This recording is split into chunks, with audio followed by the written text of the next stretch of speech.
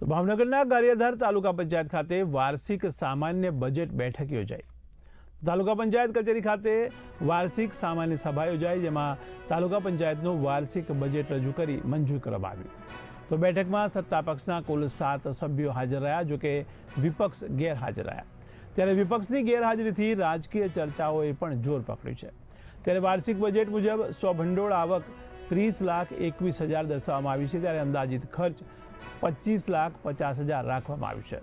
તો સરકારી ગ્રાન્ટ અને આવક 62,31,97,400 દર્શાવવામાં આવી છે, ત્યારે અંદાજિત ખર્ચ 58,12,78,000 જેટલો રાખવામાં આવ્યો છે।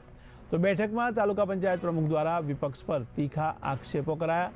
તો વિપક્ષના સભ્યો વિકાસના કામોમાં સહયોગ આપતા ન હોવાના આક્ષેપ કરાયા છે। આજના રોજ તાલુકા પંચાયત ગારિયાધાર મળેલ સામાન્ય સભા વાર્ષિક બજેટ મંજૂર કરવામાં આવ્યું।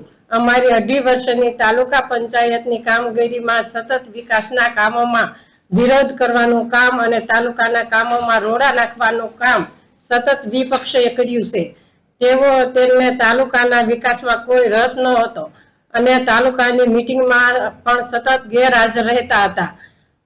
સાથ સહકાર આપનાર તમામ સભ્યોને તેમજ તાલુકા પંચાયતના કર્મચારીઓને હું આભાર વ્યક્ત કરું છું। આજ રોજ ગારિયાધાર તાલુકા પંચાયત ખાતે બજેટની બેઠક બોલવામાં આવી હતી।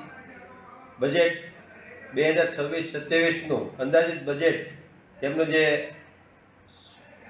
સ્વભંડોળની જે આવક છે એ 30,21,000, તેમનો જે ખર્ચ છે એ 25,50,200, તેમજ કુલ આવક જે છે એ 62,31,97,400, તેમનો અંદાજિત ખર્ચ 58,12,78,000 રહ્યો હતો।